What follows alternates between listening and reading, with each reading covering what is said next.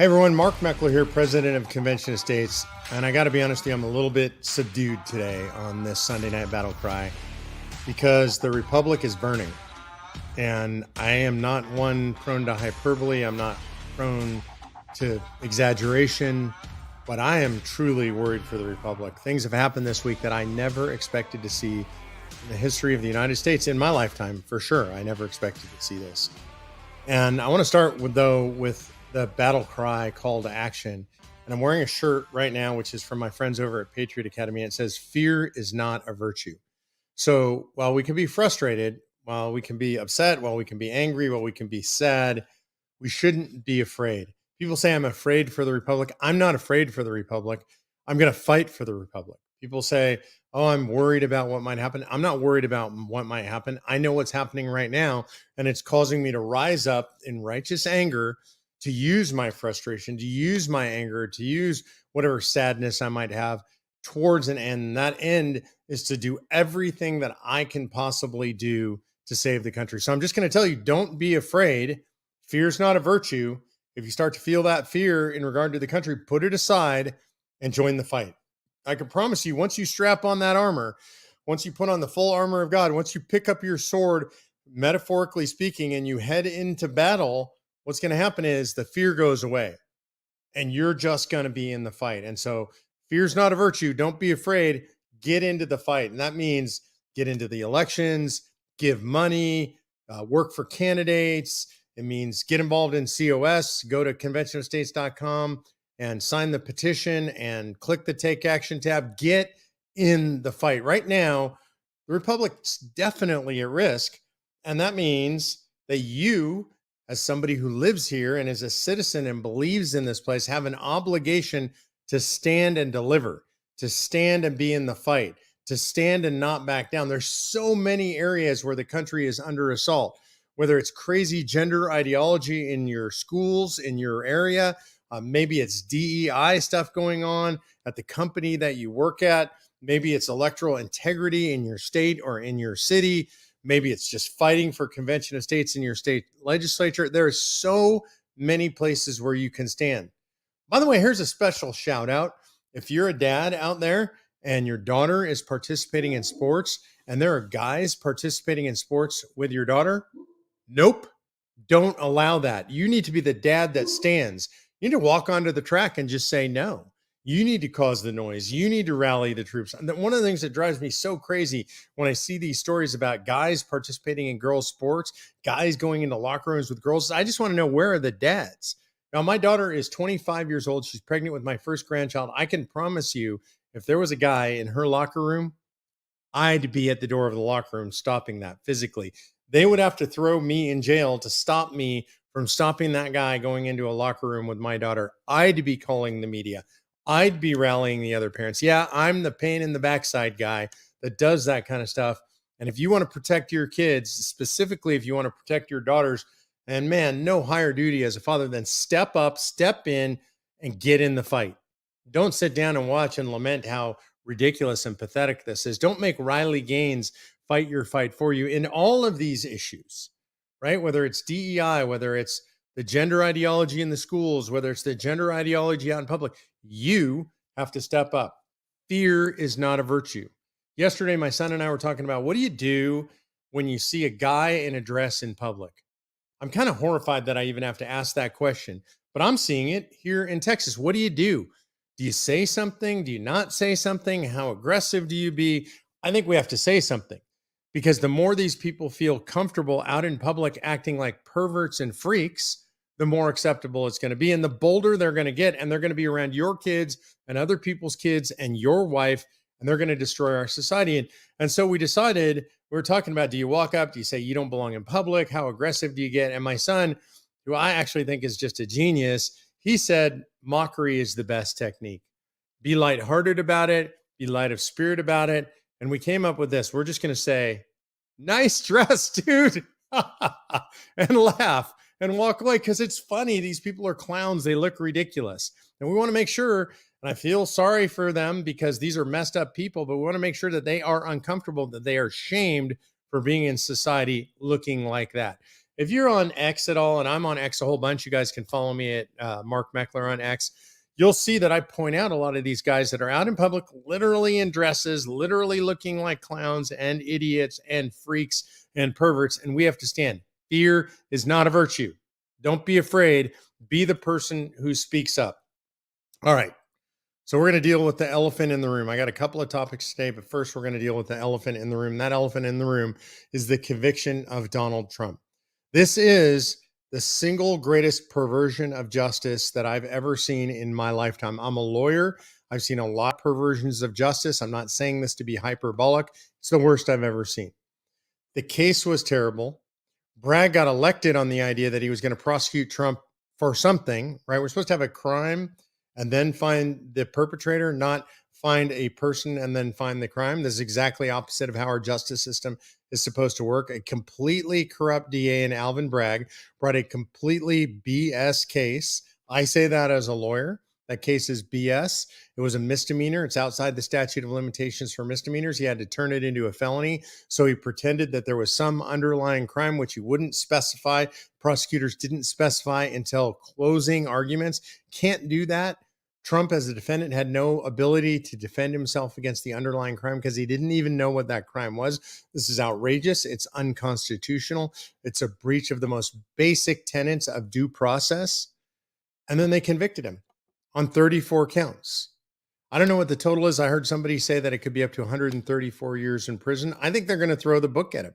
I think they've gone this far in. They're all the way in. They've gone full Monty. I think they're going to go and they're going to try and imprison Trump.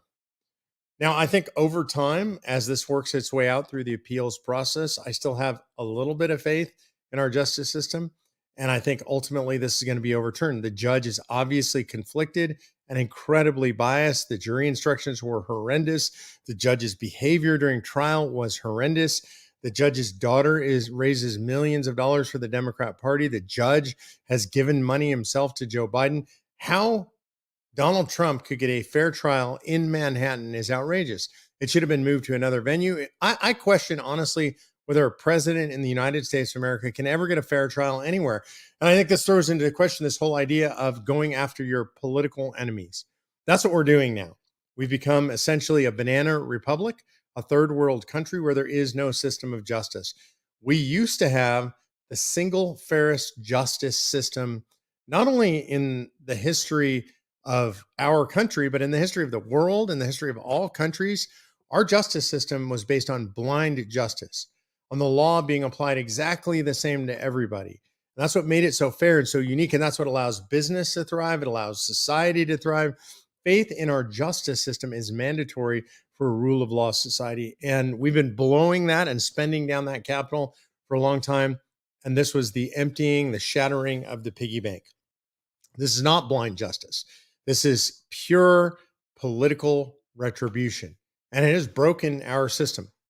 And so here's where I think we're at today. I'm going to say two suggestions. One is semi-facetious, so I'll start with that one. And that is we had to build a wall around New York City. We had to close off the bridges, and we ought to separate them from the United States of America. They're on the coast. They could trade with other countries as they see fit. They can enter into trade discussions with the United States of America if they want. And the reason I say this, and I'm only semi-facetious, is because there is no rule of law in New York City anymore. There is no due process in New York City anymore. There is no United States Constitution in New York City anymore. It operates as if it doesn't believe in the rule of law. It doesn't believe in the United States Constitution. So let's just cut them out. Let them figure it out on their own. Let's see how well New York City does without the rest of the country. And by the way, if we were able to do this, and I think we ought to look into figuring out when Trump's in office, how and if we can do this, as if we were able to do this, New York State would be a conservative state. Upstate New York, all the outlying areas, they're conservative. New York City is the problem for us, right? And I don't just mean Manhattan, I mean New York City. There are boroughs that are probably better than others. I think that Yonkers maybe is better. I don't really know. I don't know New York well enough now. I'm just telling you, this is a cancer in our country and it needs to be removed. I don't know what the best remedy is. That's why I said this is semi-facetious, but I'd be willing to look into, let's get New York City out of the United States of America, because they don't believe in due process anymore. They could haul you into New York City. They could haul me into New York City. Like, they can find specious ways to connect us to New York, haul us in on bogus charges, and then throw us in jail. And by the way, you and I don't have the tens or hundreds of millions of dollars it takes to defend ourselves in New York City. So I think New York City is forfeiting its right to be part of the United States of America. And I think we ought to seriously look into that. I don't know if it can be done. That's why I say I'm only half serious about this. I could be made to be wholly serious. The second thing I think that we have to do as conservatives, and I would say me as a Republican, is we need to prosecute Democrats aggressively, viciously, without mercy all over the country. There are red jurisdictions all over the country, as red as Manhattan is blue. There are red jurisdictions. I think we need to find district attorneys willing to weaponize the justice system against Democrats. We ought to be hauling in Democrats from all over the country. We ought to haul in President Biden, President Obama, Hillary Clinton. We ought to haul in James Comey. We ought to haul in Dr. Fauci. Top level Democrats from all over the country ought to be charged in red conservative jurisdictions all over the country. And I am dead serious about this. And the reason I say this is not because I want to play the game this way. I don't want to play the game this way. I hate that the game is now played this way, but these are the rules. These rules have now been set by the radical left in America, by the Democratic Party in America. And if those are the rules that have now been set, and these are the rules by which they're going to play, then we have to play by these rules. And if we don't, if you and I aren't willing to do this, and we're going to get a lot of pushback, oh, we should be the nice guy. If we do that, we're going to lose. We might even win the election if we don't push back. And I think we will win the election. I think conservatives will win the next election, broadly speaking. I think we're going to see a wave because of what Democrats did. That's not good enough. Democrats must be punished. Those who overstepped must be punished. It's not good enough to just say, oh, well, we're the nice guys and we won the election, so we're going to be nice to you.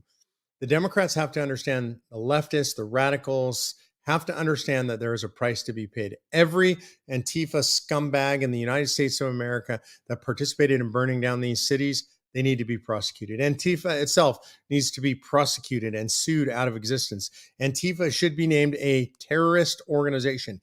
It is a terrorist organization, and the federal government should name it as such, put the resources in place to dig into it, investigate it, turn up every rock, prosecute every person. This is the game that we are now playing.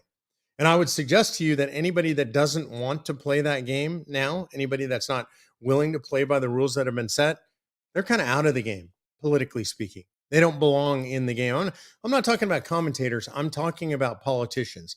I saw somebody running for I think the House of Representatives from North Dakota. Woman apparently used to be Miss U. She was Miss USA in 2018 or something like that. Harvard Law School grad, running to be the Republican representative from North Dakota. And she said that she was against Trump, that he's now a felon, and she's going to speak out against him. Yeah. Well, you should have seen the comments on X.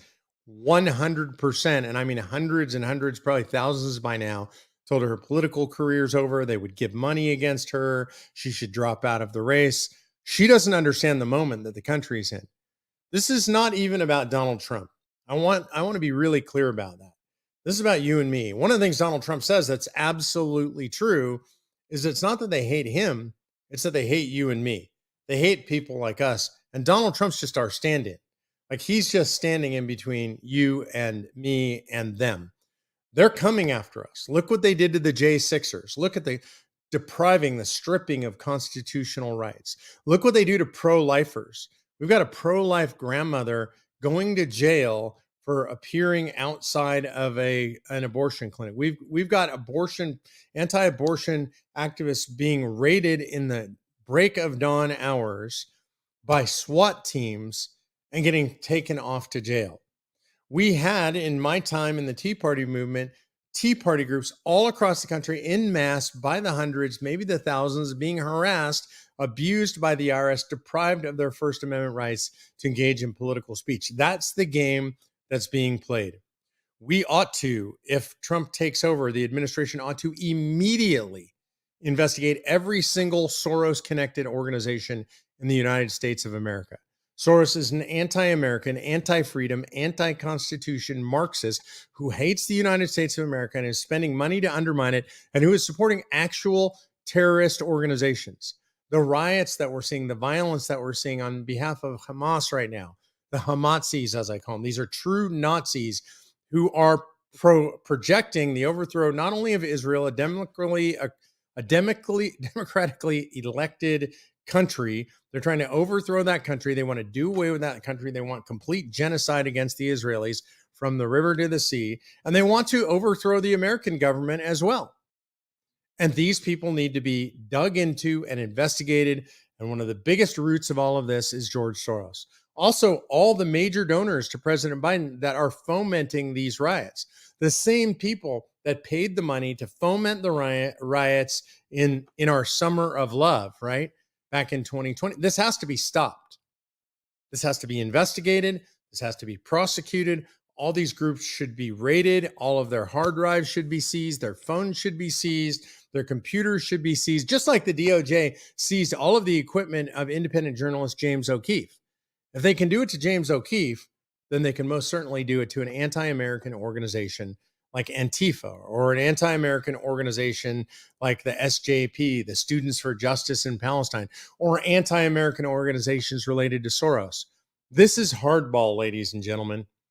And if we're not willing to play it, then we shouldn't be in the game. Because I'm going to be blunt, I'm not in the game to get my backside kicked or to have my teeth kicked in. I'm not in the game with coming in with the choice of disarming myself so that I can lose. So I can say, oh, I fought a fair fight, right? I came to a gunfight with a knife and I lost because I wanted to be the fair person. I'm not willing to play the game that way, and you shouldn't be willing to play the game that way either. This is full-scale warfare through the law. I want to be really clear. The left is talking violence. The left is engaging in violence all across the country. This is the way of the left. It has always been the way of the left. Racism, violence, hatred, a hatred of our governing system, a hatred of our institutional, constitutional structures. This is the left. That's not us. We revere good government. We love our Constitution. We believe in it. We believe that the United States of America is a fundamentally good place that deserves our protection if it lives up to its ideals, if it tries to, if it is engaged in the Constitution, if it's living within those strictures.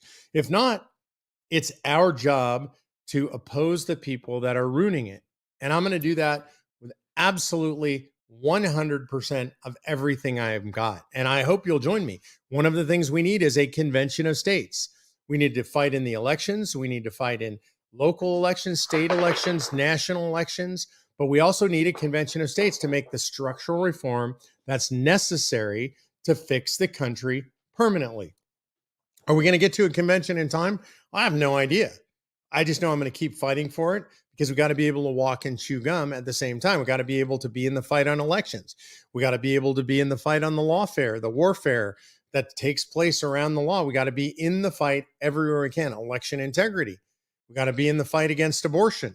We got to be in the fight for life, the fight for Second Amendment rights. We got to pay attention to all these fights, because the left is trying to destroy America on all of these fronts. And I, for one, am not afraid, and I'm going to be in the fight, and I hope you're going to be in the fight with me. Don't stand down, stand up. You know, while all of this stuff is going on, I'm going to go to a second story that's a subset. It shouldn't be a subset, but this war in Ukraine that's going on right now is really blowing my mind. I don't know if you saw, but quietly under the subset, maybe because the trial verdict came down, Joe Biden gave authorization for United States weapons to be fired into Russia. Now think about that. Russia is a nuclear power. And now Joe Biden just authorized American armaments to be used to directly attack sovereign Russian territory. He is pushing us into World War III. He's already lit the entire world on fire. We have the Ukraine situation because Joe Biden is so weak. He actually said, well, it'd be okay if Vladimir Putin invaded Ukraine if it was just kind of a limited invasion. And so, of course, Putin knows he's dealing with a weak and wounded dog on our side in President Joe Biden. He doesn't care about kicking that dog or walking in. Putin, for his part, has said that if we do what we're saying we're going to do, it could lead to World War III. He's willing to use nukes. So we now have the president of the United States, you probably didn't see this in the news, literally authorizing the use of American armaments to attack sovereign Russian territory. This is a freaking insanity. Meanwhile, we have a president who is pressuring Israel, an allied nation, not to do everything they can to destroy Hamas, to hold back. And he's criticizing Israel for overreacting. Israel, who's delivering more aid into a territory in dispute, a territory where there's a war going on, than any country in history. You know why? Because no country in history has ever delivered aid to their enemies. It's not how war works. But Israel's expected to, and Israel does.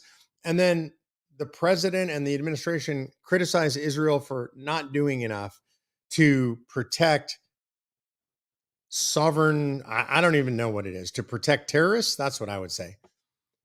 This is outrageous. We have a president who is completely out of control. We have an administration that has spiraled completely out of control. The world is on fire. Our economy is going down in flames. We have election integrity questions all across the country. We've weaponized our judicial system, our entire justice system against political enemies. This is all on Joe Biden. This has all happened on his watch. I'm not saying this to be partisan. This has nothing to do with partisan politics. These are just the facts. The world was at peace when Joe Biden took office. The economy was good when Joe Biden took office. Things have gotten much worse. Gas prices are up. Food prices are way up. I don't know about you. It's affecting my family. Are you guys noticing? I can't afford stuff the way I used to be able to afford stuff. The grocery bill is out of control. The fuel bill has almost doubled. The electricity rates are up. Everything's more expensive. Travel, I travel all over the country, way more expensive. All on Joe Biden's watch. Again, not partisan. I'm not telling you who to vote for. You know who to vote for. You'll vote for whoever is in your best interest to vote for. But I am telling you, country's on fire. The world's on fire. Everything's much worse since Joe Biden took office. You do with that what you want to do with that. I count on you to be logical, and I'm counting on you to remember fear is not a virtue. Do not be afraid. Be emboldened. Be empowered. Go into the fight. Draw your sword, your metaphorical sword, put on your armor and go out there and be in the fight. Speak up. Don't ever be quiet. When it is time to speak up, when you hear somebody say something outrageous, you need to step into the fight. If you're not on X, get on X. I hate to say this. I wouldn't have said this a year ago. You need to be there. You need to add your voice. You need to slam the people, always relatively politely, but aggressively slam the people saying the stupid stuff. More importantly, in the real world, when you hear it at your kid's school, when you hear it at your church, when you hear it at your work, when you hear it from your friends, when you hear it from your family, step up, draw the metaphorical sword, engage verbally in the battle, and stand for what is true and right and beautiful and good. You know what those things are. And so you speak those things forcefully, and you go out and you don't let people speak lies and crazy stuff without any opposition. When we don't give opposition, we give them room to spread their mind virus. We can't let that happen. So I apologize today, just a couple of subjects. It was more of a rant than anything else. I don't normally do that. But while I am somber about what's going on in our country, I am fired up for the fight, and I hope you're fired up with me. Got a few questions to close it out tonight. This is the Ask Mark Anything segment.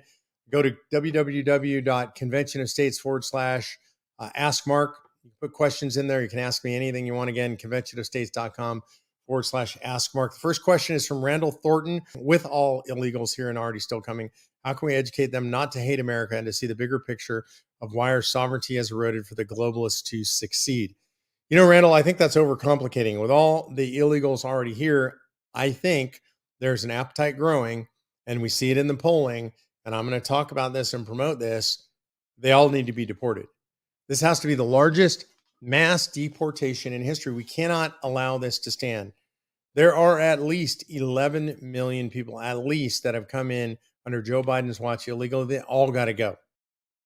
And I understand and I get it that some of them are good people. They just came here for opportunity. Some of them are also murderers, rapists, and terrorists. But in any event, we're going to have to get aggressive and we're going to have to get them out of our country.